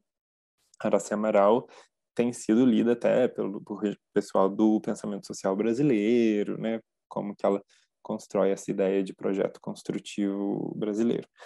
Mas ambas as análises de trajetória são informadas por essa perspectiva, né, bourdieusiana ali, que traz hábitos, capital simbólico, cultural, social, econômico para o jogo, que traz a posição no campo, né, como que ela vai mudando, e essa pessoa vai se inserindo no campo, galgando espaço ou perdendo espaço e tudo. Isso é importante na análise de ambos, da Sheila na dissertação também.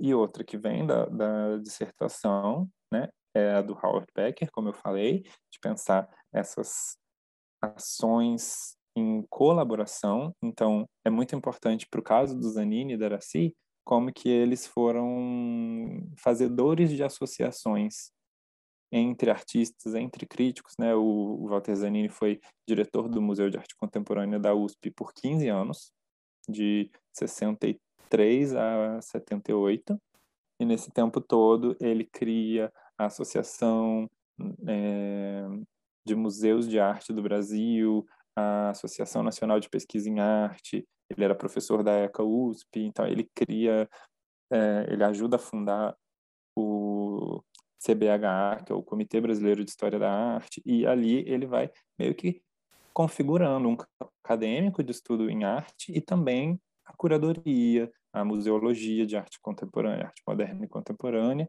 e ele cria uma historiografia da arte brasileira. Então, o Walter Zanini tem essas camadas, né? E isso tudo em colaboração com outras pessoas, artistas, curadores, diretores de museu, empresários, tudo. O Dominique Lacapra, que é da história intelectual, ele vem do meu mestrado na história da arte, né? Então pensar em que esses agentes estavam lendo, o que estava disponível em termos até teóricos né? Então, por exemplo, pensar que o Walter Zanini teve contato com Marshall McLuhan, com a leitura ali, né, da Aldeia Global, e isso é importante para pensar o Walter Zanini, mas ali da trajetória via Bourdieu, é importante pensar que o Walter Zanini é descendente de imigrantes italianos, ali operários desses bairros de São Paulo industriais que o tio dele era o Mário Zanini, um pintor importante ali dos anos 30. Então ele fala em entrevistas, né, um pouco antes de falecer, em 2013, que a biblioteca do tio Mário era a primeira biblioteca onde ele constrói referências de história da arte. Então, ele não vem da mesma classe da Sheila Lerner, por exemplo, que é uma descendente dos Lerner, que é uma família de poloneses judeus que criaram empresas, né, importantes em São Paulo, que tiveram galeria de arte, tinha um prêmio de arte em homenagem ao Isair Lerner, que era o avô dela. e a mãe dela era uma pintora, a avó dela era uma escultora importante, né? A Griselda Lerner, a Felícia Lerner, o primo da Sheila é o Nelson Lerner, que é um artista contemporâneo importante, a sobrinha é uma artista importante. Então, ela vem de uma família que tem um capital econômico muito significativo e um capital cultural também, né? Uma elite assim das iniciativas de promoção da arte moderna e contemporânea em São Paulo e no Brasil.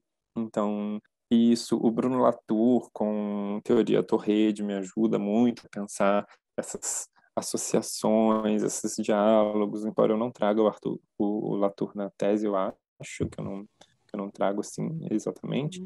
O Tim Ingold com o Emaranhados ali, os nós, e essa dupla aí pragmática, né? A Nathalie para pensar a mediação e o que ela chama Uhum. ali de profissionalização da curadoria. Então, Uhum. me ajudou muito a pensar a trajetória do Zanini como alguém que vem da museologia e que Uhum. encontra acesso aos meios exatos no momento em que a curadoria estava se profissionalizando, e o Jeffrey Alexander com a coisa do poder interpretativo. Então, Uhum. pensar que o Zanini já estava ali produzindo as bienais em 83, 81, 83, e ao mesmo tempo ele foi contratado pelo Instituto Moreira Salles para escrever um Uhum. projeto de um livro, que é uma referência. São 2 volumes enormes que se chama História Geral da Arte no Brasil, que é a Nossa, referência incrível, muito importante para a história da arte nacional, né? Então, a incrível. Uhum. trajetória do Zanini, da Araci, da Sheila vem assim nessa montagem que não Uhum. exclui as perspectivas que eu acho que cada uma chama atenção para um Uhum. aspecto da trajetória. E dando uma continuada aqui, voltando a te perguntar, talvez, sobre esses conceitos e metáforas que você usa ao Uhum, longo da sua tese, que me chamaram muita atenção, né? E um deles, desses que você usa, de alguma maneira, você usa para remeter ao seu objeto de pesquisa, né? Aquilo que você chama de fricções, que foi criado pela Anna Tsing, salvo engano, em 2004, né? E esse conceito, de novo, eu acho que ele traz uma ritmicidade, assim, um certo movimento, que eu já comentei, né? Que eu lendo essa tese, eu senti muito isso, assim. E eu queria que você falasse um pouco pra gente, assim, de forma mais objetiva, assim, talvez, o que na sua avaliação seriam essas fricções no contexto que você analisou? E uhum, depois eu queria também entender como que esse conceito surgiu para você como relevante na análise desses dados, assim, né? Eu insisto um pouco nisso, assim, de como que o conceito se encontra com a sua empiria, uhum. mas porque eu acho que isso é um ponto importante que ajuda a gente a entender, de alguma maneira, a construção do seu argumento. Enfim, e acho que é isso, assim, o que fricções te dizem e te disseram. Claro, é muito engraçado porque você traz essa pergunta e eu fiquei aqui pensando. Tem um artigo, uma resenha que eu publiquei logo que eu entrei no doutorado, que é Fricções da Arte Contemporânea. É uma resenha de um livro de uma historiadora da arte que sociólogos da arte leem cada vez mais, que é a Barbara Buskirk, que tem esse livro, ah, A Contingência na Arte Contemporânea, algo assim. Ela traz, né, contingência. E aí eu, na resenha, falo mais de uma ideia de fricção que ela trazia. E nesse momento era uma fricção da permanência dos objetos, dessa linguagem artística que tinha, talvez como um princípio, às vezes, a sua efemeridade. E como que isso gerava uma fricção, a institucionalização com a permanência e a proposta da linguagem com a efemeridade. E depois abandonei esse conceito, nunca mais liguei para isso. Assim. Entrei no doutorado, estou ali pensando redes, nós, e movimentos, fluxos, interações, negociações. Não estava nem aí para fricção, nem lembrava disso mais. Só que quando começou a pandemia, assim, eu comecei a entender assim, nossa, eu preciso acabar logo esse doutorado, porque a minha bolsa vai acabar e eu vou ficar nessa pandemia numa condição precária para escrever, eu não quero. então eu preciso acabar. E eu acho que eu comecei a perceber o atrito como algo muito mobilizador, né? Tipo assim, as adversidades que vinham se apresentando, né? Fim da bolsa, e eu tive uma apendicite muito grave, e a pandemia, essas três coisas trouxeram essa dimensão atritiva, assim, essa fricção mesmo, assim, no cotidiano do trabalho, sabe? Eu não conseguia mais mexer no computador em alguns momentos, né? Primeiro por causa da apendicite, que na verdade foi uma inflamação generalizada da cavidade abdominal, fiz uma cirurgia, fiquei internado muito tempo, me atrasou bastante a escrita, e o pior, me tirou o contato que era contínuo com o arquivo. Eu não pude ir no arquivo, eu tinha uma visita agendada e não pude ir, e seria a minha última visita, né? Então foi esse probleminha, assim. Depois eu consegui conversar lá no arquivo e agendei de novo e fui com, né, algumas precauções fazer essa última pesquisa no arquivo. Foi antes da pandemia, assim, foi na trave da pandemia. Eu só não consegui ir no arquivo do Centro Cultural São Paulo, onde tinha vídeos de uma exposição que eu analiso, mas, enfim, né, limites aí da pandemia. Foi por causa da pandemia isso. Foi logo que a pandemia, né, fez as coisas fecharem e a gente começou a fazer isolamento social. Então esses atritos começaram a me fazer perceber de forma não só empírica, pela empiria da pesquisa, mas de forma existencial, talvez, que esses fluxos, movimentos emaranhados, eles também são desiguais e heterogêneos. Eles acontecem numa dinâmica muito cheia ali de assimetrias e tal. Outra coisa foi que, na medida em que eu ia concluindo assim, a escrita de algumas partes, tinha um debate ali, né, dentro dessa questão da Bienal Latino-Americana, que era que o projeto, um dos projetos curatoriais que a Aracy buscava construir na Bienal, ele se chamava Encontro de Culturas.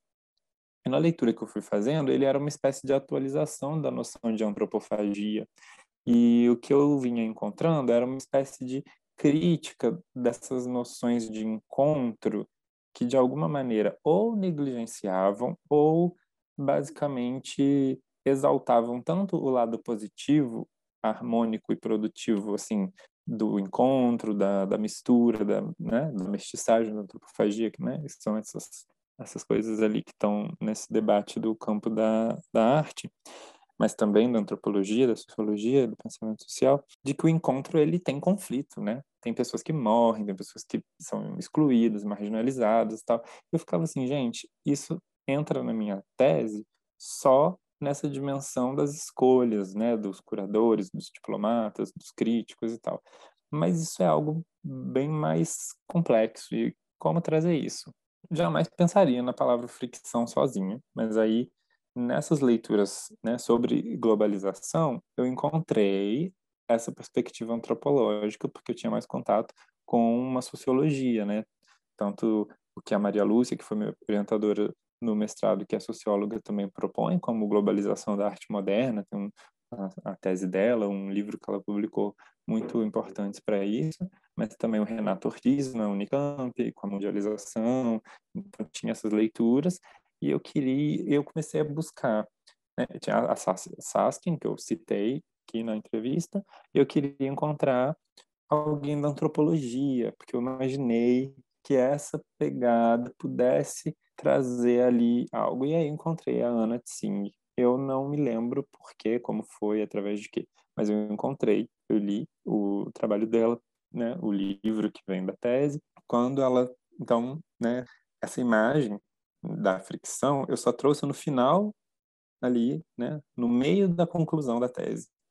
Eu acho que eu só falo de fricção uma vez ao longo da tese toda, né, me referindo a um conflito né, não, uma constrição material e simbólica que o pavilhão da Bienal, o prédio que foi projetado pelo Niemeyer para ser o pavilhão das indústrias no quarto centenário de São Paulo, em 1954, né, as constrições que essa arquitetura, esse prédio, espaço, impunham a todas as tentativas de superar essas constrições através de projetos de exposição que iam projetar imagens narrativas para além do estilo arquitetônico que aquele prédio significava, mas também as possibilidades materiais que aquele prédio dava ou não. Tamanho do pé direito, pilastras, né? Como que aquilo, de certa forma, apresentava um atrito ali, uma fricção. Então, eu falo fricção ali, no começo da tese, para dizer disso, e nunca mais falo de fricção. Aí venho na conclusão e trago uma autora inteira, que eu não falo dela em nenhum momento na tese, uma coisa completamente louca, assim. Eu olho para a tese hoje e percebo que isso foi muito ali do processo da escrita da tese, da temporalidade da escrita, e aí eu trago essa autora, né? A forma como a Anna Tsing elabora essas fricções me interessou muito para concluir a tese, porque eu queria enfatizar a presença produtiva ali, no caso, né, da minha pesquisa, a presença produtiva do atrito em toda essa elaboração que eu fiz das redes, nós emaranhados. Parece, as imagens de nó, rede, emaranhado são muito macias, porque eu trabalho muito visualmente, assim, né? E aí eu falei, gente, tem conflito. Eu imagino que, pelo modo como eu estou abordando, o conflito está colocado aqui. Mas a imagem que eu evoco é macia. Rede, emaranhado, eu lembro novelo de lã, eu lembro coisas assim macias. Hum, Eu queria fricção, eu queria atrito, algo que desse uma solidez, que pudesse soltar faíscas, que pudesse fazer hum, coisas rodarem e coisas pararem de rodar. E aí, quando eu encontro essa imagem ali no livro dela, eu falei, não, não importa, não é uma autora que eu trabalhei, que eu li, assim, sistematicamente, mas ela traz essa imagem, e essa imagem é muito importante, eu vou trazer na minha conclusão. Então, a Tsing trouxe a fricção, né, na tese dela também, para pensar como os encontros que ela via ali nessa situação, né, do campo etnográfico que ela fazia, que era de um processo de globalização de uma área, se eu não me engano, é na Indonésia, é, na e Indonésia. que Eu acho que é na né? Indonésia. E ela traz então para pensar como os encontros são heterogêneos e desiguais. E era bem isso que eu queria ilustrar, assim, de alguma forma. Ao mesmo tempo, ela faz analogia aí com essas implicações físicas, né, da fricção, que é, ela fala assim, o encontro da roda com a superfície da estrada, né, que faz a roda girar, assim, sem o atrito, a roda nem pode ser conceituada como roda, né? É umas coisas assim, como que o atrito produz tanto a estrada quanto a roda. Então depende do atrito. Que, sei lá, se você ela fala também uma imagem assim, se você friccionar dois palitos um no outro, você gera calor e fogo. Dois palitos sem fricção são dois palitos. E aí eu comecei a pensar então que esses fios que se emaranham, que compõem redes e tal, podiam ser melhor ilustrados na minha tese se eu trouxesse no fim essa imagem de fricção. Fricções também na minha cabeça, pelo menos trazem esse movimento repetitivo, porque a fricção ela depende assim de uma intensidade, de uma determinada insistência, né? O que ela vai produzir depende de como essa fricção acontece, né? Hum, Então eu ficava pensando assim, as imagens, tanto do Latour com a rede, com as redes, né, o Ingold com emaranhados e todas essas discussões, né, que existem, eu ficava pensando, quando essas linhas estão se tocando, o que que elas produzem assim, né? Elas se tocam e elas têm alguma materialidade, alguma aspereza, alguma uhum, característica física. Eu acho que talvez isso venha muito da minha formação, da minha atuação artística, lidar com tinta, com papel, com tecido, com uhum, gravura e recorte, fotografia. Isso me influenciava muito. E aí, como a ficção ela depende, né, dessa escala de ficar ali elaborando o gesto, ela me ajudava a pensar essas interações. E a própria Tsing fala que a ideia é afastar um pouco da imagem de que esses encontros que tem conflitos, eles são de clash, eles são um Uhum. estalo de relação entre dominado e dominador, Hum, né? No processo hum, da globalização. Então, isso para mim foi importante, porque eu às vezes via que tinha ali asperezas, né? Você pensar que você tem o Luiz Dietrich Vilares, que é um herdeiro de industriais paulistas, é o diretor administrativo da Bienal, o Walter Zanini, que é esse descendente de italianos, imigrantes, operários ali do centro de São Paulo, é o curador, e eles ali vão negociando o poder de mise-en-scène, de interpretação, de influência nessas redes diplomáticas, hum, políticas, de economia, do mercado de arte, tudo, né? Então eu queria muito, quando eu encontrei ela, foi bem no final, né? hum. Foi uma leitura pandêmica, assim, eu no meu home office, que é a minha casa, que é meu escritório, que tudo foi virando esse contínuo, assim. Perfeito. Eu adorei a imagem que você constrói, assim, né? Essa maciez mesmo, que eu acho que o Ingold e o Latour realmente trazem, né? Embora o Latour seja um tanto quanto irônico, né? E o É, Ingold um pouco melancólico, mas as uhum, imagens que eles trazem são realmente suaves, né? E assim, não, ela realmente ela joga coisa, assim, né? Ela joga o problema na sua cara, assim, e aí você fica assim, caraca, realmente, não, não dá pra ser tão soft assim, né? é, não dá. Ainda mais Exatamente. com tudo que está acontecendo, É, né? não. Tá, Alisson, agora para finalizar mesmo, eu queria que você falasse um pouco de como tá a sua agenda de pesquisa profissional atualmente. Você não é só pesquisador, né? Você também tem Uhum. uma vida de artista. Queria saber um Ai, tá pouco uma mais. loucura. Tá bom. Eu nunca tive agenda, assim, eu nunca tive agenda de datas com coisas. Eu sempre tive deadlines e artigo para submeter, exposição para fazer e tal, mas nunca agendei coisas. E agora eu tenho agenda, né? Porque estamos numa pandemia, mas por incrível que eu não estou mais doutorando, nem tenho emprego, por incrível que pareça, eu tenho um monte de coisa para fazer, um monte de agenda. Inclusive, essa entrevista estava agendada na minha agenda. É, mas eu tenho trabalhado bastante com pesquisa, inclusive, com produção artística também. O que eu estou fazendo atualmente, né? Eu defendi minha tese em abril. Desde 2020, a minha bolsa acabou e aí eu tive que procurar outros caminhos para pagar meus boletos. E a minha formação em artes e design me salvou nesse sentido, né? Eu comecei a trabalhar num projeto de tradução de poesias e ilustração de Hum, poesia e diagramação de livros de um poeta estadunidense chamado Taonga Leslie. E a gente já publicou um primeiro livro que chama A New Road, lá em Nova York. Tem poemas dele e ilustrações minhas, eu diagramei e fiz tudo e tal.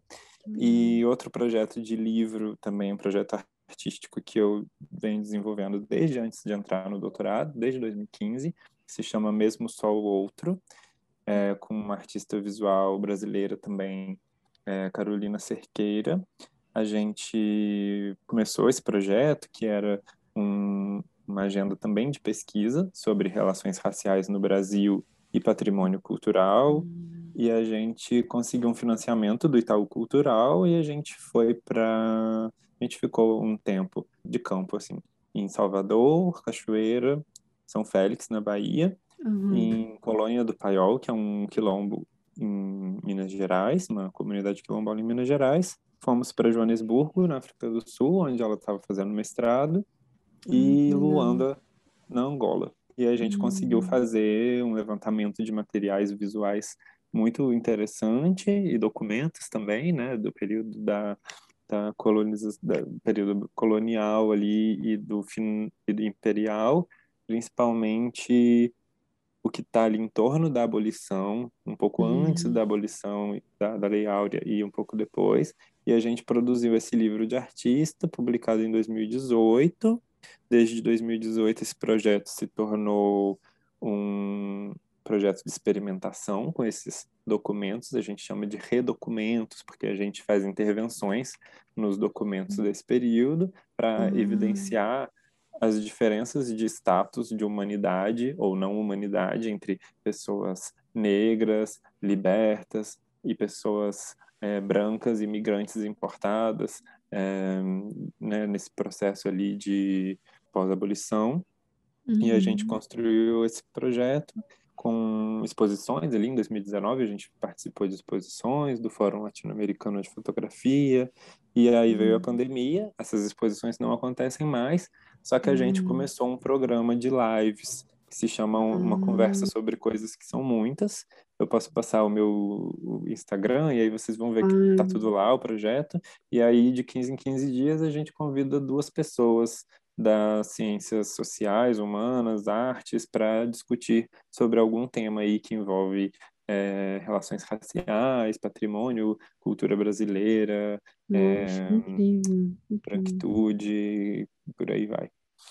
E eu ganhei um Hum, prêmio da Lei Aldir Blanc de pesquisa, então me ajuda também a poder hum, continuar fazendo alguns trabalhos de pesquisa. Esse projeto mesmo Só o Outro virou uma, como disse, uma palestra, uma lecture que a gente deu aham, como contratados do College of the Holy Cross em Massachusetts, no departamento de sociologia. que Foi muito legal, importante para a gente, porque foi traduzir esse trabalho artístico em contribuição para a sociologia das relações raciais, né? E, incrível. e agora vai ser uma mesa também na University de Kentucky, e em Uhum, novembro. Eu trabalho como pesquisador, curador, editor num projeto financiado pelo Fundo de Cultura Nacional do Uruguai, uhum, com Jorge Soto e Eugênia Gonçalves, uruguaios, projetos sobre o Poema Processo, que é uma rede de artistas brasileiros, uruguaios e argentinos, que se formou num período de ditadura brasileira ali, entre uhum. 67 e 72. É um livro que vai ser lançado provavelmente em novembro também, a gente está encaminhando assim finalização, e eu estou desdobrando a tese em Ah, artigo, capítulo de livro, é um pouco isso que hum. eu tô fazendo. Nossa, Thaís, são muitos projetos, né? Você tá com É, gás, né? tá intenso. Nem sei como que eu tô dando conta, não. Por isso que a agenda tá acontecendo, o home office tá acontecendo, tudo de uma forma Hum, bem organizada, porque senão não eu vou me rola, né? perder e os boletos precisam ser pagos, né? Mas, Thales, eu quero te agradecer demais mesmo. Foi ótimo, uma aula de metodologia, de uso teórico, de anarquia também. Eu adorei De mesmo. indisciplinaridade. Eu acho que a minha base, né, que é a graduação, o bacharelado interdisciplinar em artes e design, o Hum, interdisciplinar foi sendo traduzido como indisciplinar, de certa forma, eu acho. É, Maravilhoso. Acho que isso é muito bom. Acho que a gente só ganha com isso, na real, né? Eu tenho uma formação super, super linear, assim, nesse sentido, né? Eu fiz ciências sociais, depois eu fiz mestrado em sociologia e antropologia na mesma instituição, com os mesmos professores. Então, eu acho que isso tudo uhum, cria uma linearidade, né, na nossa forma de se relacionar com as coisas. Então, eu admiro muito quem consegue trazer tantos elementos, assim. Eu realmente adorei te entrevistar. E é isso, te agradeço de novo, mais uma vez. E eu agradeço também imensamente. Achei uma entrevista muito boa também de dar, porque eu vi que você leu minha tese e isso é muito legal, assim. E tudo bem, você leu procurando uma coisa específica, né? Isso é legal de ver o que que a pessoa procura e o que que ela vai achar na procura dela, né? sim, Mas acaba que o entrevistado entende muito do entrevistador também, né? Quando, sim, quando vê as claro, escolhas, essa curadoria de perguntas que você fez. com Então, certeza. obrigado. Foi muito construtivo também. Vou dar um E pau. obrigado a todos que estiverem ouvindo, todas e todos. Bem, então é isso, pessoal. No próximo episódio a gente conversa com a socióloga Kelly Nobre sobre a dissertação de mestrado dela, que fala sobre a exploração do ferro gusa no Maranhão. Então, até lá.